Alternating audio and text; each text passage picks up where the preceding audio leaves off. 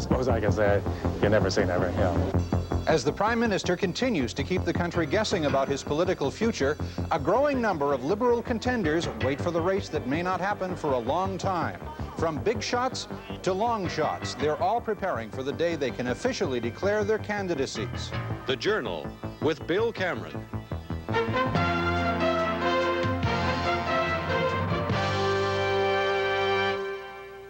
Good evening. Ottawa's favorite guessing game takes on new intensity this week. The question being asked, when will Pierre Trudeau tell us what he's going to do? The answers, and they're all guesses of course, come out a dozen different ways, but the consensus among most informed observers is that the Prime Minister will have to say very soon whether he's quitting or staying to fight another election, and that announcement could come any day. In the meantime, senior Liberals have been making plans for his departure, as many as a dozen of them preparing their own leadership bids. True grits all, they profess loyalty to the leader, but there's no stopping the underground campaign. Keith Morrison reports. Pierre E. Trudeau, 1203. It's a revelation looking at these pictures. Here was the staid old Liberal Party throwing power to an almost unknown outsider who, with his bright young colleagues, promised to stand the country on its ear.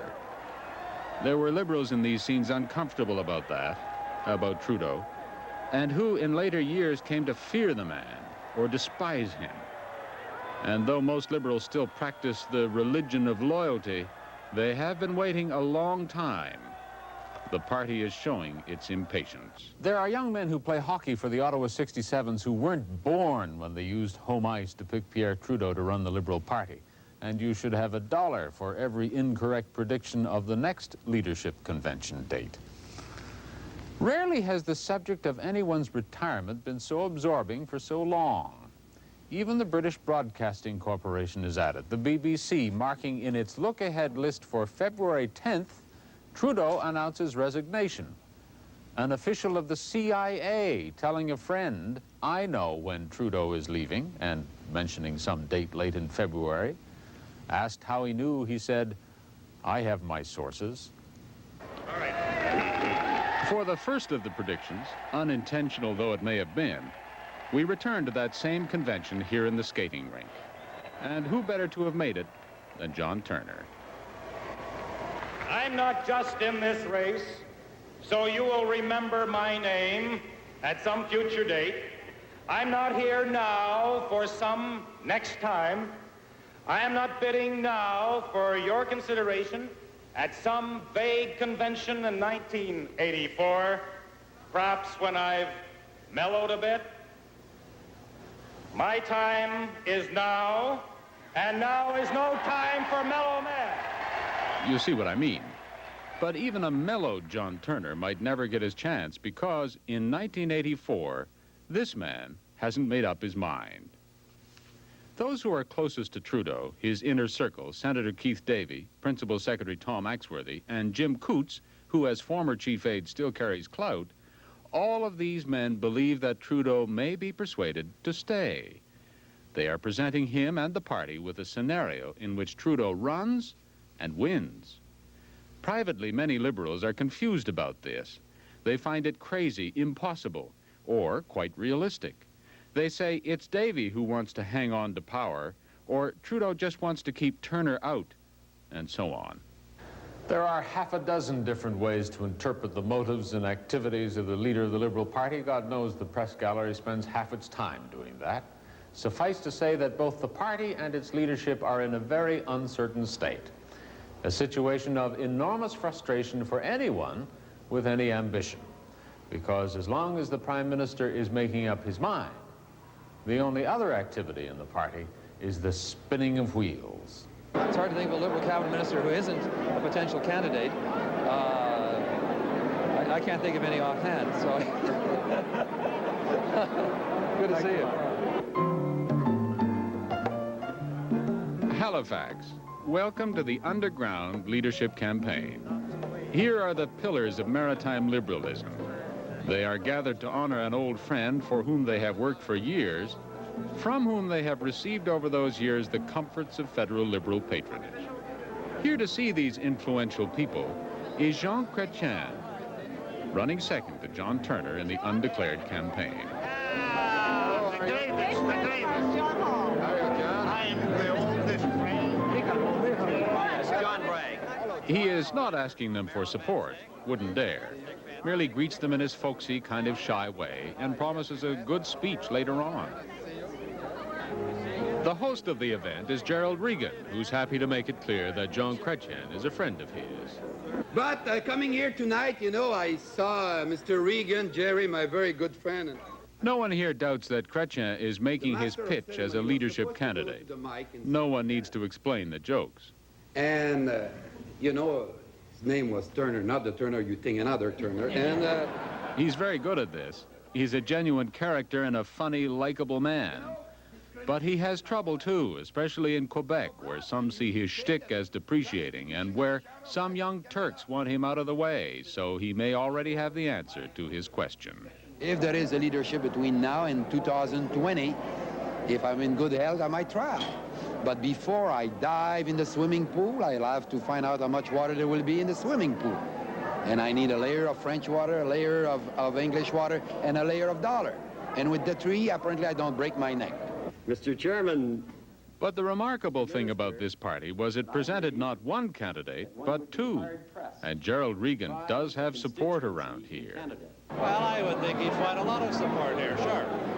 He was popular, and I would say that he would draw a lot of support from not only Nova Scotia, but from the maritime provinces as well.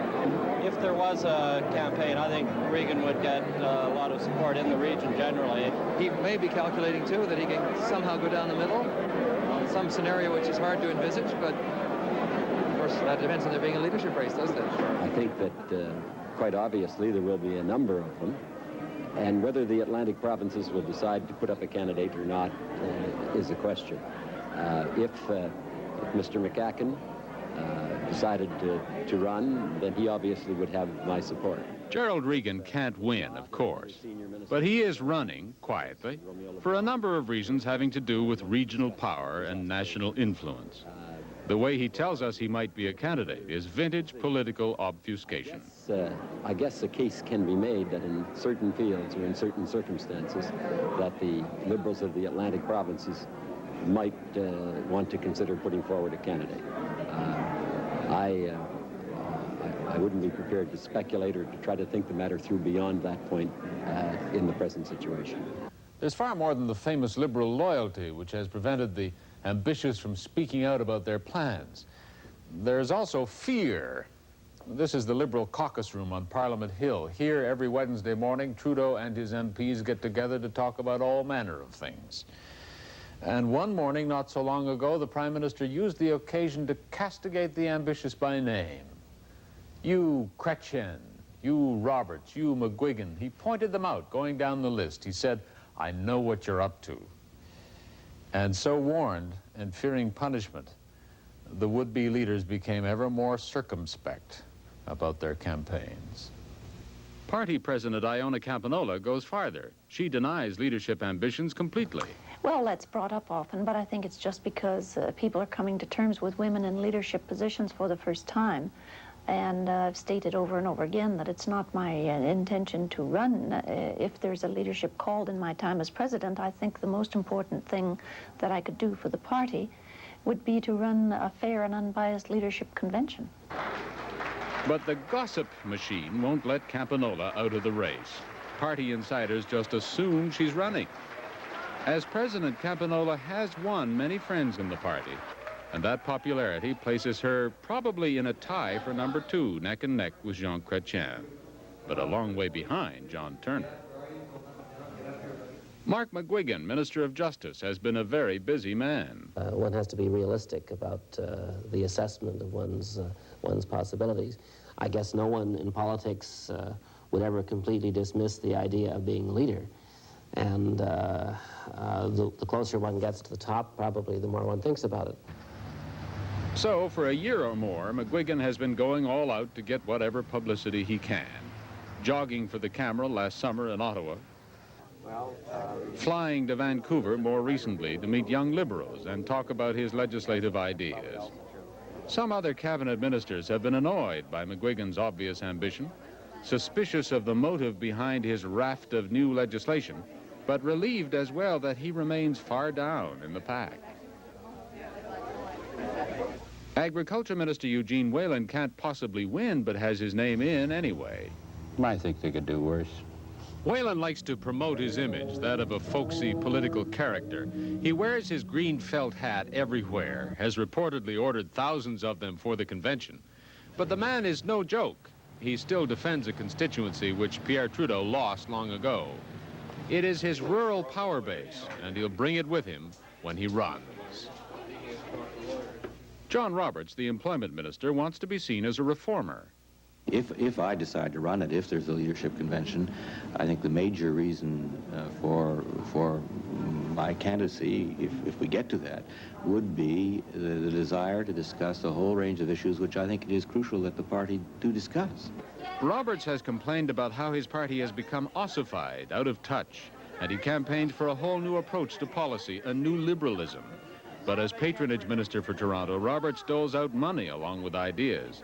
That'll win some votes, lose others. It's hard to know what ex-Trudeau aide Jim Coutts will do. When we asked last fall, he said, What I want to do is be the member for this riding, Spadina. That's my ambition. And I think I can be a progressive force within the Liberal Party if I do that. And that's what I'm going to work pretty vigorously at. I've never thought about the other question. I think that's another question. But Coutts has Iona Campanola's problem. Insiders don't believe his denials. At any rate, since these pictures were taken, Coutts has agreed he's leaving open the possibility of running to represent the progressive or left-of-center wing of the party, and he has been presenting new policy ideas. But he also has a reputation as a modern Machiavelli, a manipulator. And so when his friends in the Italian community began buying up hundreds of party memberships in ridings around Toronto, the story went out that Coutts was secretly preparing for a run at the leadership. Jim Fleming, a former cabinet minister, believes Coutts wants control of those organizations and the delegates that would come with it. Well, it seems like somebody's group of people are making a run on taking over my association. I'm nominated, so they can't, without great and complex difficulties, take that. But shortly before an executive meeting earlier this week, they showed up with about 500 memberships. Boom, we want to see your membership, here are ours. $2 bills and sequential numbers fastened. Why? I would assume that either to make life miserable for me and thereby force me out to get to take over in the riding, what's now a very strong riding, or perhaps more to the point, leadership conventions being a possibility to get those delegate votes. Coutts denies that he is gunning for delegate votes, says these days he gets blamed for everything. Donald Johnson is the economic development minister, and his handicap is that they call him a blue grit, right wing in other words. Lately, Johnson has been doing what he can to soften that image, delivering somewhat more broadly based views in his speeches and meetings with newspaper editorial boards. He has gained some support from the conservative side of the party, and is working quietly to find friends on the other side. We have been too stingy, though, with our list of would-be candidates. There are more out in the woods, among them perennial candidate Paul Hellyer. He has already tried to lead both major parties. Word is he'll try again. Right now, there is a leader of the Liberal Party. John Munro, longtime cabinet minister and Hamilton party boss, has been rounding up a team. Roy McLaren, the new Toronto cabinet minister, is thought to have ambitions, but is largely unknown. But what of Don McDonald, the man who came so close to the top job 4 years ago? A scandal over his $800 a day stipend to run a commission on the economy is what happened, and a personal change of heart. As far as we can tell, McDonald is out of it. Marc Lalonde was never in it. Here's the man who's run the economy and won for the government some rare praise. He is tough, intelligent, competent, and has so far survived his accidents. But he's been with Trudeau since the beginning, and he's not interested. The band is playing Red River Valley, which is appropriate for the guest, Transport Minister Lloyd Axworthy, who was expected any minute to take part in the opening of a new Ottawa hotel. This, by the way, was happening last fall, when Axworthy was opening things all across the country, was a front runner among leadership-bound cabinet ministers. But on this day, he was late and missed the opening. And not many days later, Axworthy decided to miss the leadership, too. He'd been subjected to some scathing personal attacks from the opposition. And with the promise of more to come, he decided life is too short for that, and he pulled out. Now, beyond the fray, he's able to say what more ambitious ministers keep to themselves. The undeclared campaign is hurting government business. I know. I don't think it's particularly helpful this time, no. I think it's a natural tendency, but it's one that, under the circumstances, we are under very special circumstances. We've been through a very tough time as a government, the economics. We've got to find a way of pulling it back and restoring a sense of confidence in the public. That should be our primary objective. I'm not sure if the energies of other people are being used for their own personal careers is the best way of achieving that. There's one more ingredient in Lloyd Axworthy's apparent loss of leadership ambition. There is one man he knows he has no chance to beat, and that is okay with Lloyd. Years ago, Axworthy worked for John Turner, and now he is saying he is prepared to support him again. I'm in private life now.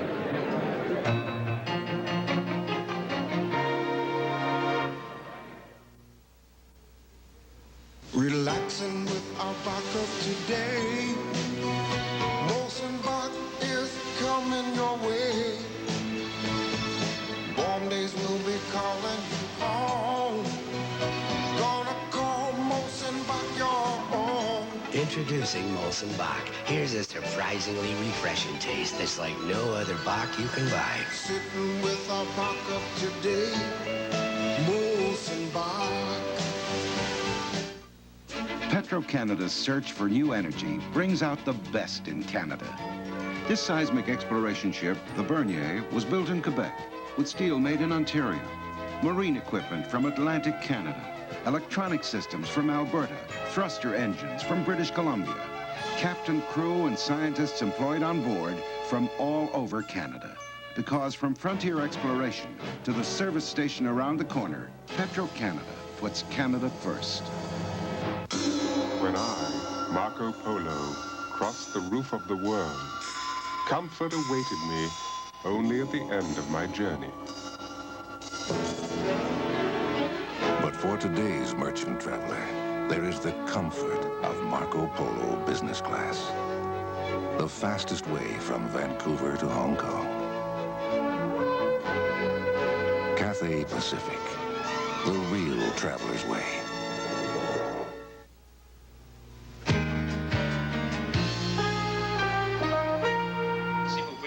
Passer l'information au ministre, je serai très reconnaissant. 1964, a brash young MP plays his part in a TV documentary about brash young MPs. And one can see right away that he's made for the game. Workshop. Boy, this is going to be routine more than real. By this time, the year the Beatles came to North America, John Turner had already established a reputation as a politician to watch. He'd grown up in fashionable Rockcliffe Park, surrounded and encouraged by the great men and women of the political establishment. His credentials, education, bilingualism, contacts were flawless. He was trying also to say the right things. Here, that political leaders have too much power. There's a leadership cult in the country together. Yeah. Now, the fact of television means that the Prime Minister or the leader of the opposition can bypass Parliament in effect by going directly to the people. President de Gaulle in France has brought this type of technique to perfection. He completely sidesteps the Chamber of Deputies and speaks directly to the French people on major issues. By 1968, Turner felt he was ready to be leader himself. The party establishment didn't, felt he was too green, too eager. And when it looked like they would shut him out, he fought back, even though he knew he was only in it for next time. Ladies and gentlemen, mesdames et messieurs, s'il vous plaît. It disturbs me very much that what I hoped was going to be an open convention on Saturday is being taken away from a good many of us by deals that are being made behind closed doors. Turner stayed to the end and kept with him 195 dedicated supporters. 195 for Turner, 954 for Robert H. Winters. He came awfully close. If he'd had Mr. Turner with him, he might have made it. John Turner gave a signal at this convention. He was a potential rival for Trudeau, he was saying, and next in line. Author Peter C. Newman believes the 1968 convention was just part of a career path for Turner.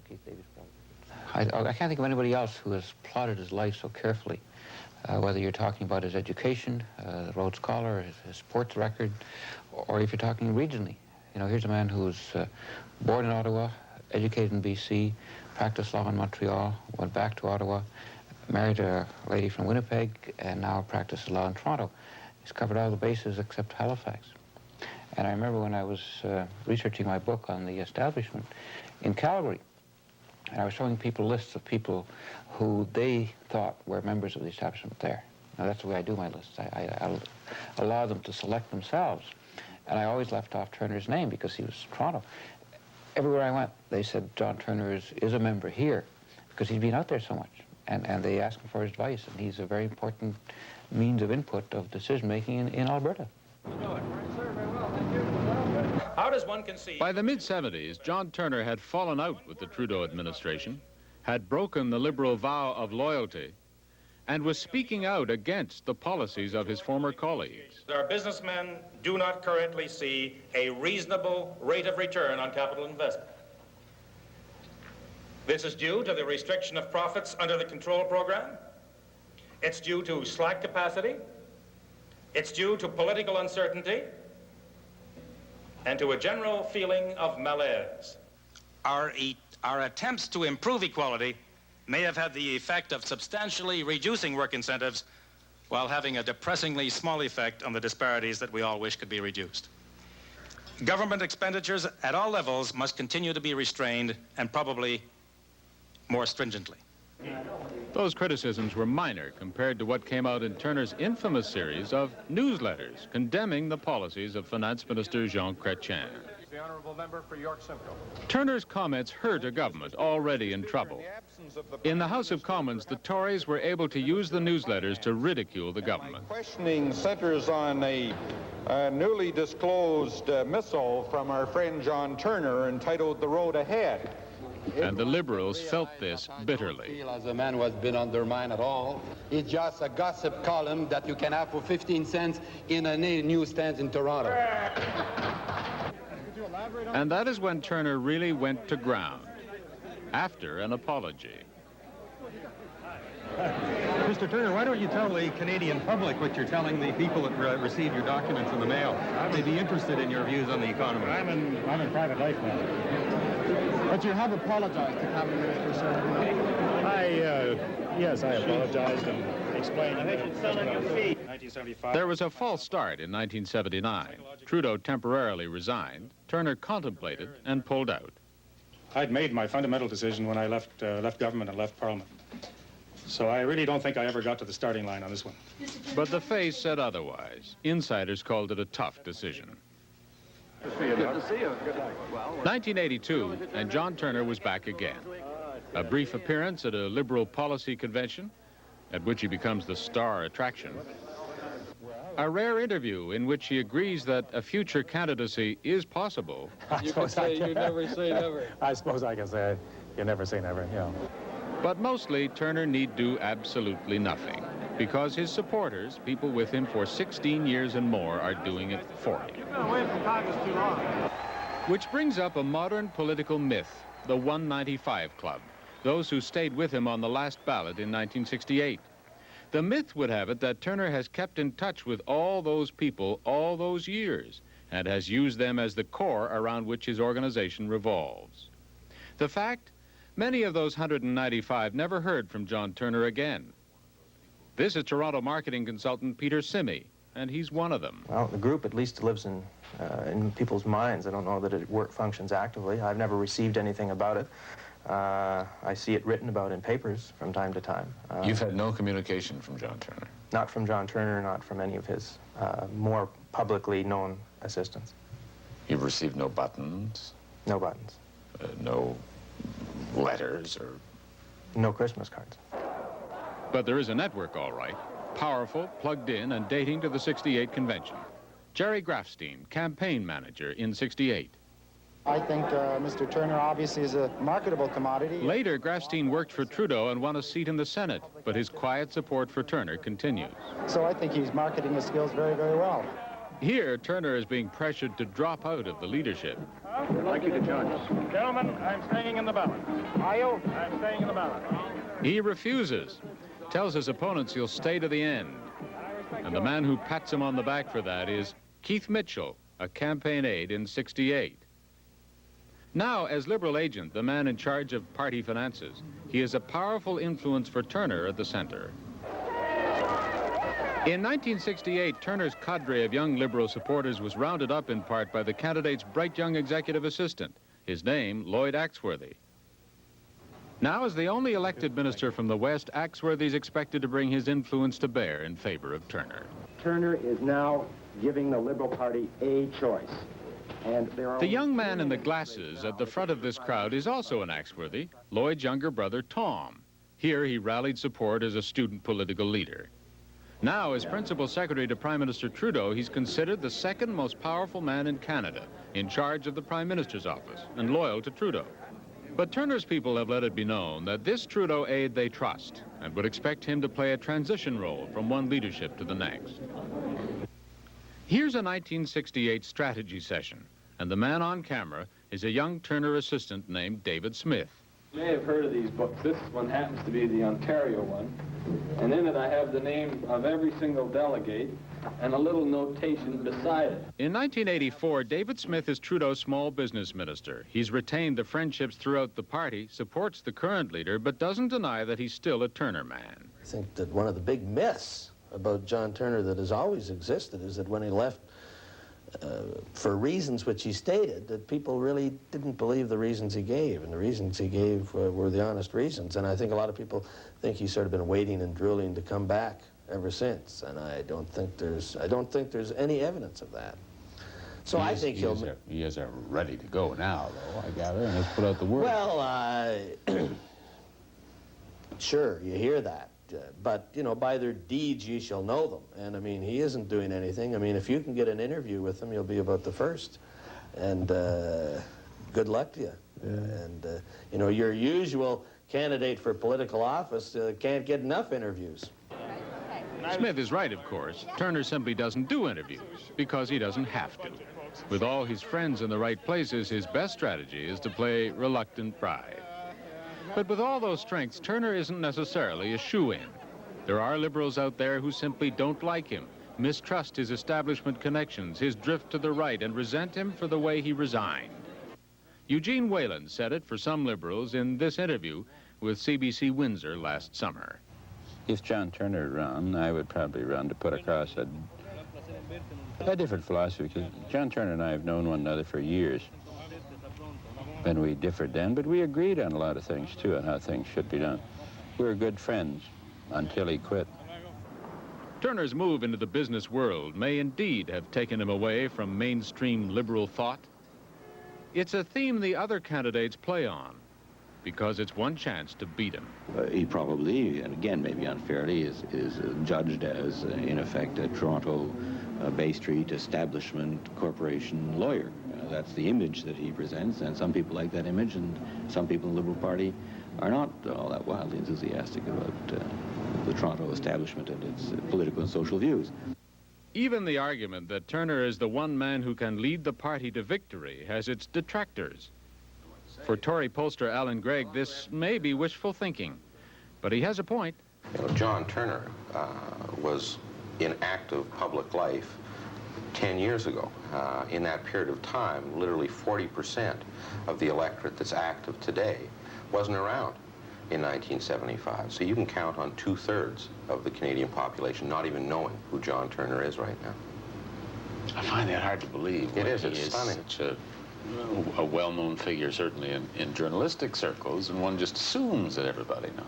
Yeah, but no, it's true, and that it's something that people tend to discount. But the fact of the matter is that, you know, the average voter, or voters en masse, are never going to choose someone they've never heard of before. And they don't wake up in the morning and saying, geez, wonder what John Turner's doing today. Turner's supporters keep the party buzzing with signals. Turner will run no matter what, or Turner won't run if Trudeau stays too long, or Turner's looking for a seat to contest in Vancouver.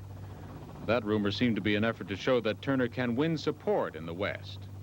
Whatever the reason, it seems to have petered out. Back in Toronto, where the man himself rubs shoulders in the Royal Bank Tower with the business elite, observers have little doubt that Turner's future is in politics. But they suggest also that here rests a potential weakness. During his time here, Turner has achieved a profile and background very much like the man who'd be his opponent, Brian Mulrooney.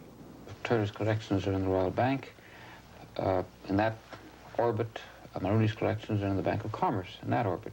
Now you can say they're different or the same, but that's the root of their power is in those bank boards.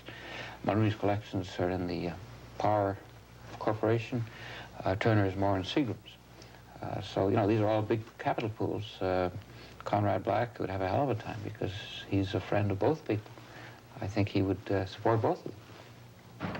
Thing is, all of that depends on another man's decision. And every indication we have is that the Prime Minister will make up his mind at the last possible moment, in a week, a month, or longer. Ask anybody close to Trudeau what they think he'll do, and they will tell you in all honesty, I don't know. At 24 Sussex Drive, the Prime Minister consults his muse. The blandishments have been presented. Those closest to him have told him that he is still the best man for the job and that he can win if he runs again. There are those in the party who feel the Prime Minister has already delayed the announcement too long and that he has foreclosed on the options of his would-be successors. And so the Liberal Party waits and spins its wheels. This is Keith Morrison reporting for the Journal in Ottawa. Now that the Prime Minister's peace initiative has apparently reached a conclusion, and now that Marc Lalonde has brought down his budget, many Ottawa insiders think the stage may be set for a resignation announcement. They speak of a 3-week window for Mr. Trudeau to make up his mind and still leave time for the Liberal Party to organize a convention and pick a successor by the end of June. That window opens this week. It closes mid-March.